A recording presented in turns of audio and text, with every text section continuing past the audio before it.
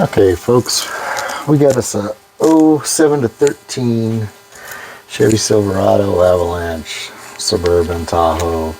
Who knows what it came out of. Anyway, this was a failed DIY attempt. We're going to show you what went wrong and show you how to fix it.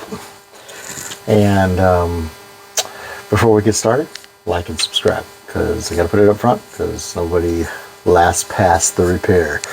So do me a favor, help me out, hook me up, like and subscribe. Here we go. This is how this came in. Alright. Baggie of needles, pile of screws, halfway apart already. And we're going to get it fixed up. Alright, so his original problem was his displays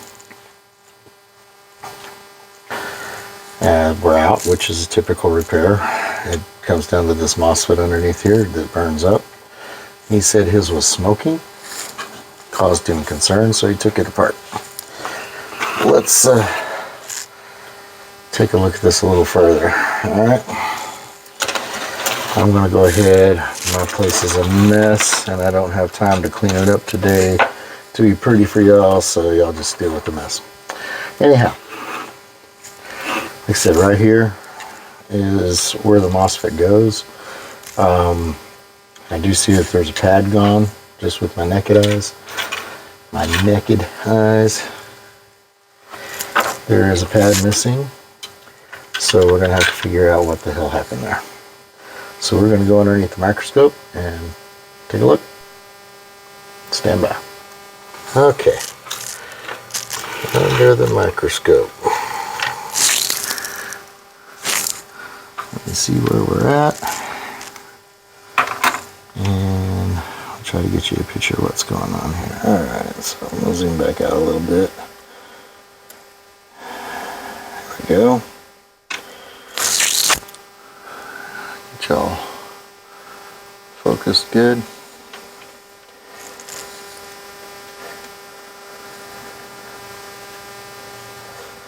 Alright, so it appears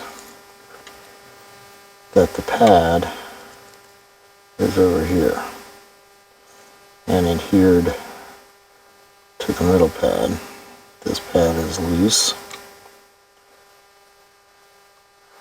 The good thing that happened here is this gentleman knew when he was beat and didn't keep on keeping on, because he could have caused a lot more damage than he did. And typically when I see the DIY failures, there's a lot more damage than this because they don't know when to stop and call it a day. I'm going to clean this up with a little alcohol, see what, it's got a lot of flux left on here. At least he was trying to use flux. See, that one pad is off and dangling in midair.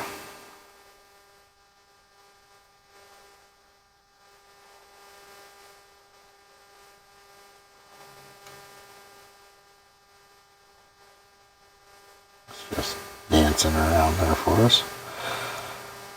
I think what happened here is this pad is just adhered to, looks like it may be folded over on itself also. So let's see if we can't get it loose.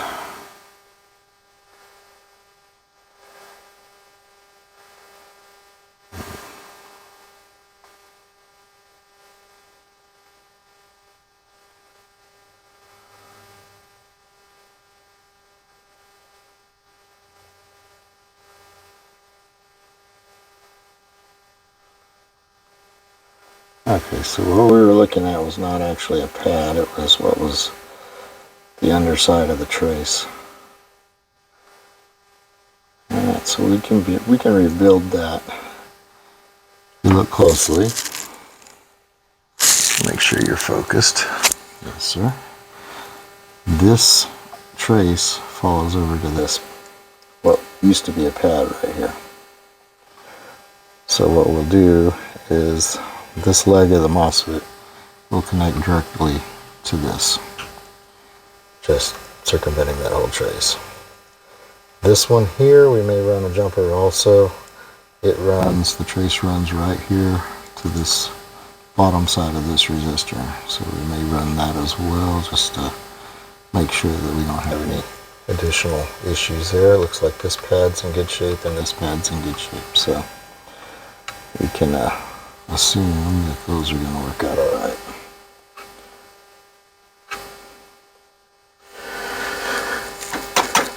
Okie doke. So let me find us a MOSFET and we will get to work.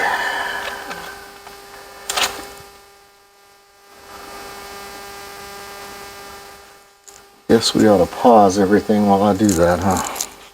Since I don't seem to have one readily available. Hang on. Okay, so we've got ourselves a MOSFET now. Now all we gotta do is find the tweezers. And our MOSFET will go on oriented like this. Yeah, get it straight.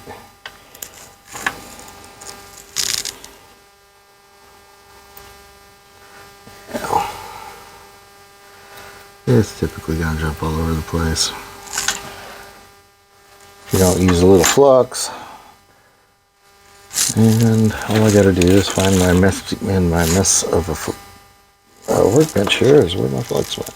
Okay, just a little touch of flux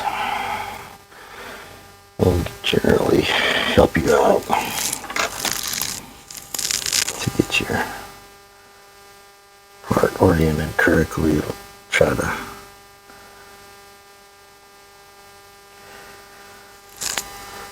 help it stick down a little bit. So get a little flux on there.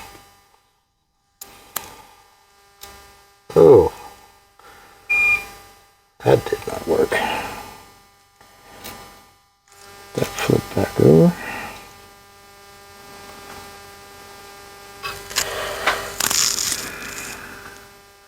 It would certainly help out if I was a little better with my left hand than I am.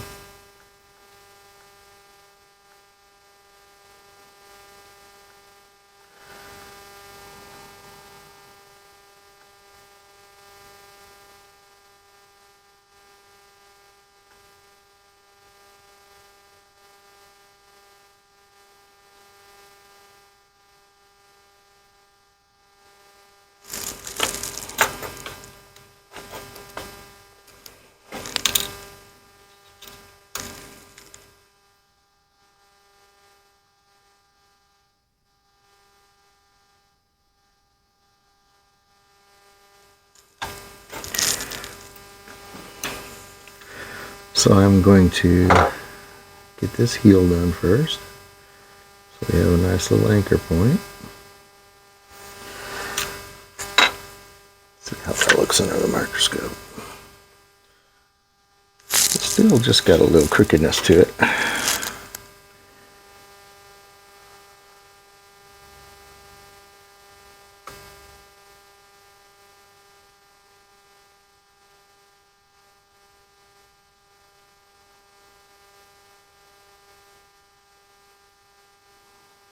There we go. I like that. Alright, so we should be stuck at this point. And we can start getting our other 3 connections built.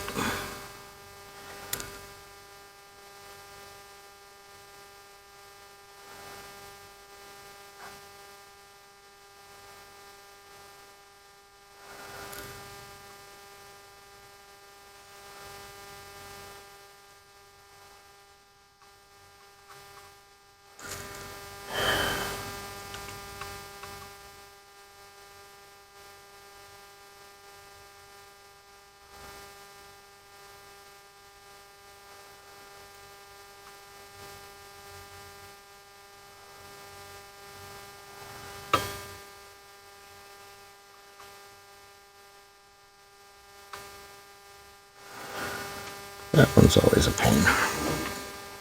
I get it turned around so I can get out a little easier from a better angle.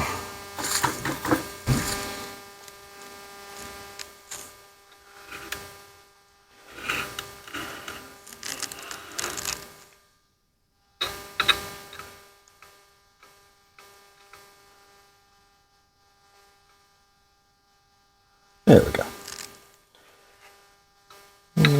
Fill this one a little better too. So now we just got that third one to work on.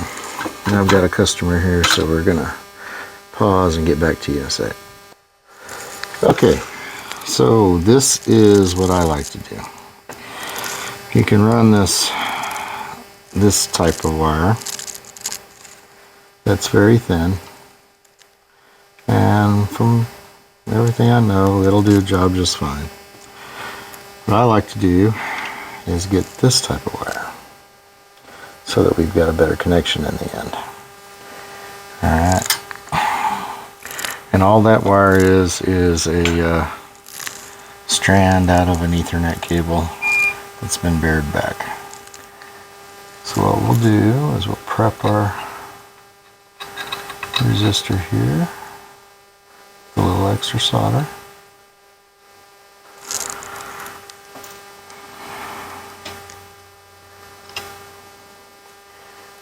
I like these because they're just a little more substantial. Get in there and get that attachment made.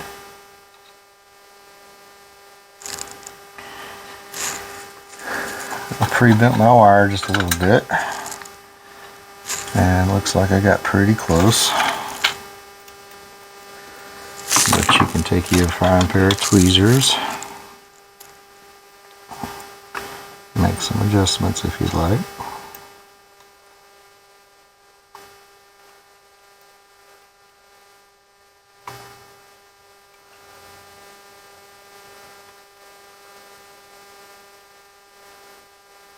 It is a little harder to bend this wire, but what I like about it is when you get done with this thing, it just has a lot more solid feel to it.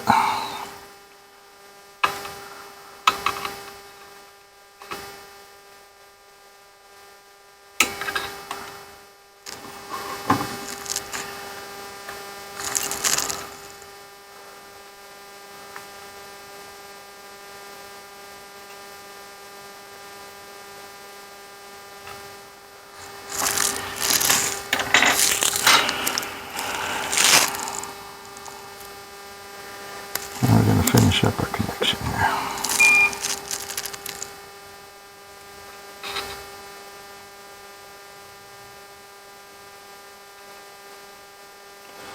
And that's the problem with it.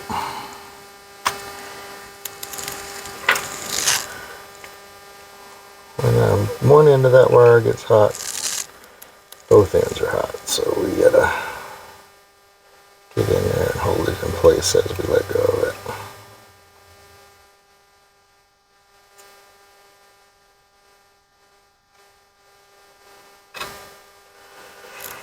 Okay.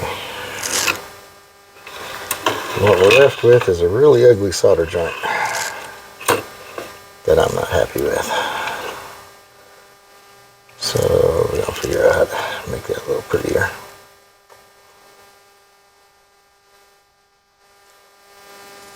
See if y'all are still focused here or not.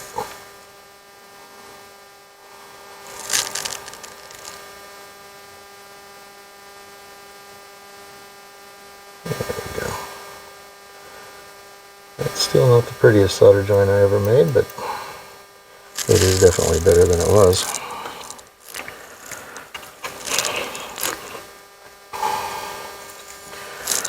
Okay, gotta get my other wire out of here.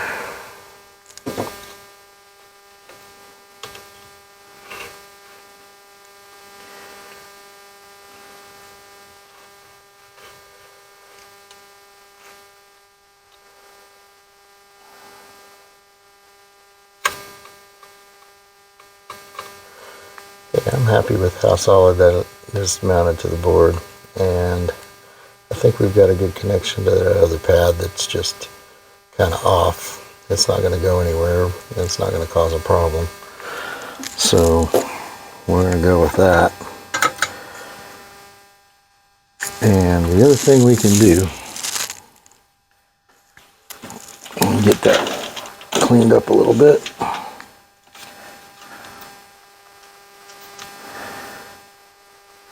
It's still got some old residual flux on it.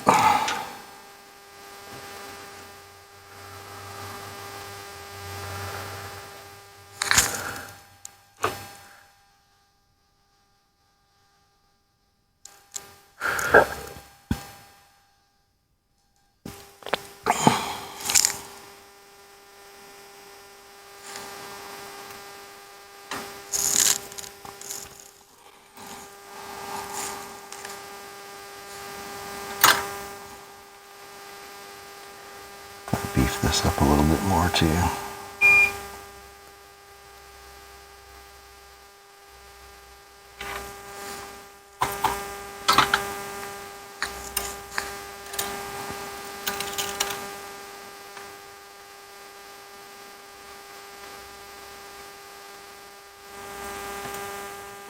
Gonna let that dry. Boy, that other one is still ugly. Don't like it. Hate it when things are ugly.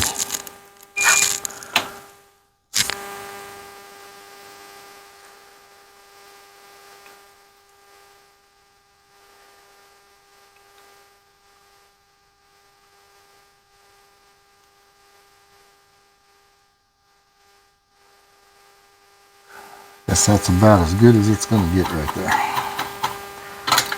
And about as pretty as it's going to get. Certainly ain't pretty, but it'll work.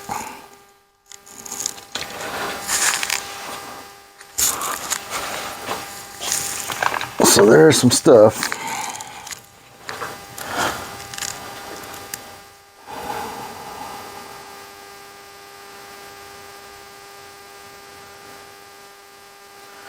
That you can use. It's basically it's a coating that you can apply that will then cure under UV light. So if you've got a UV flashlight, it'll cure under that. It'll also help protect these circuits a little bit. So we're gonna push a little bit out.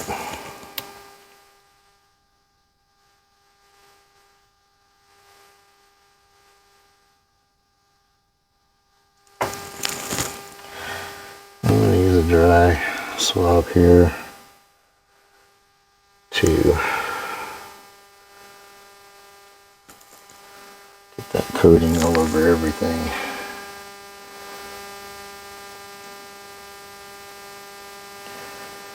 Now what you can do with this is you can leave it out in the sun and it will cure. Or using a UV oven or a tanning bed or anything like that. That'll work.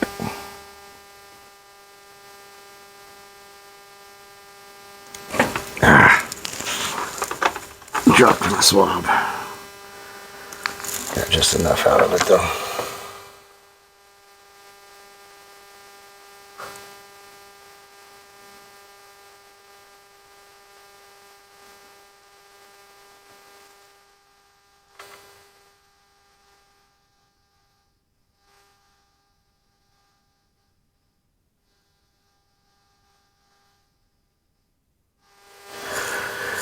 Alright, there you have it. We'll get the coating cured and we'll be good to go. So this is the conformal coating I use. It's a mechanic, I don't know what the, anyway, you can see it right there. So it is what it is, in case y'all were wondering what I was using.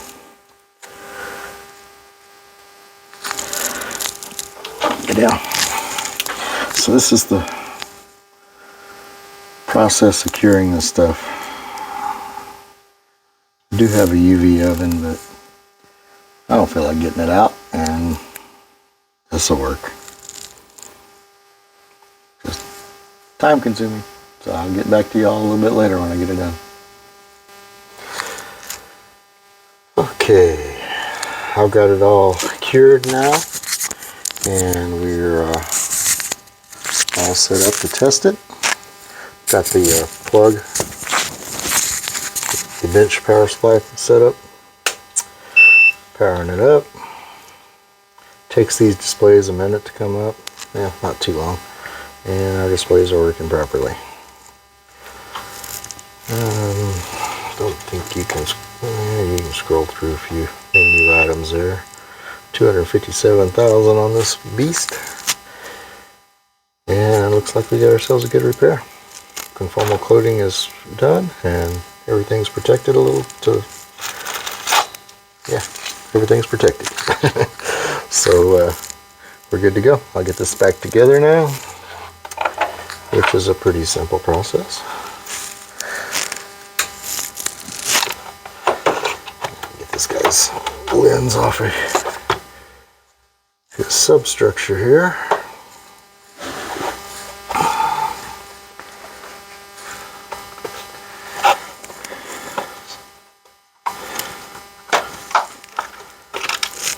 Alright.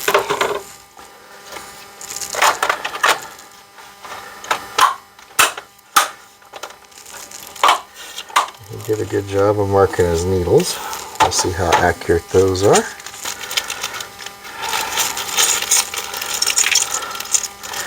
You put your needles back on. Oh, look, little bag came with a MOSFET. Just never got around to using. I used one of mine, so we're even. So when you put your needles back on, let me get you rotated a little bit so you can see this better. We'll set them on. Find your stop. So right now the stop is right there. Rotate around to your mark.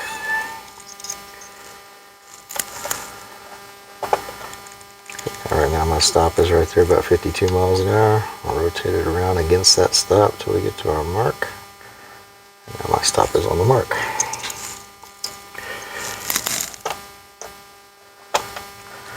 I repeat that process for all of the needles. When you're putting these needles on, you do not want to just bury them all the way down to the faceplate. You just want them on there nice and firmly. If you bury them all the way down on the faceplate, guess what? It's going to drag against the faceplate. And then you're just going to have issues because of that. I've had many people that have had an effective repair done themselves, and that was their sole issue in the end, is they buried the needles all the way against the faceplates and the gauge just still wouldn't work. So it's like, it's just the little things. It's the little things.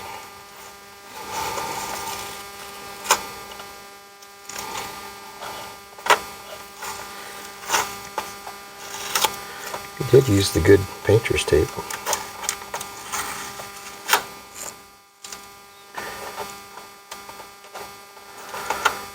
This guy actually got his MOSFET off fairly cleanly. I don't know what happened where he broke that pad off of there, but could have just lifted up on the MOSFET prior to it being completely released from the pad and tore the pad off.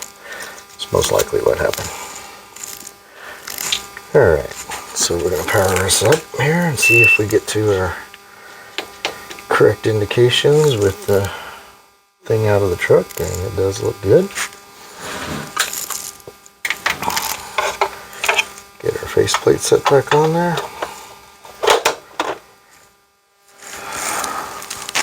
Find our glass cleaner.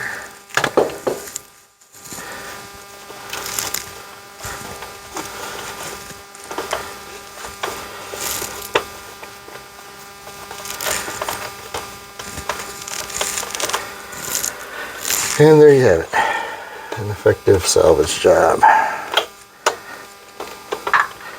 Put this back on for him. These are easier to put back on later after you get it back in the truck, so I'm just going to leave it loose on there for him. We got some screws probably out of the back here. These are not going to be 15s, they're going to be 10s.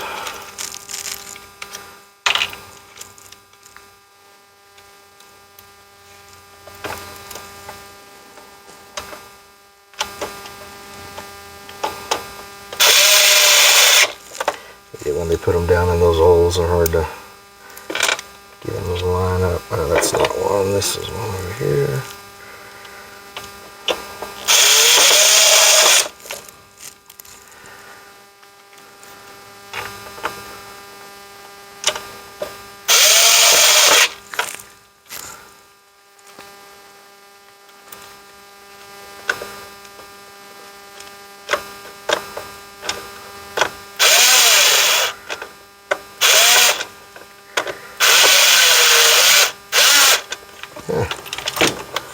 That one does not feel like it's going in anything. Because it wasn't supposed to go there. It's supposed to go up on this top.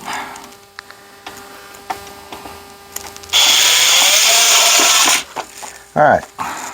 So let's talk about this guy's attempted DIY repair.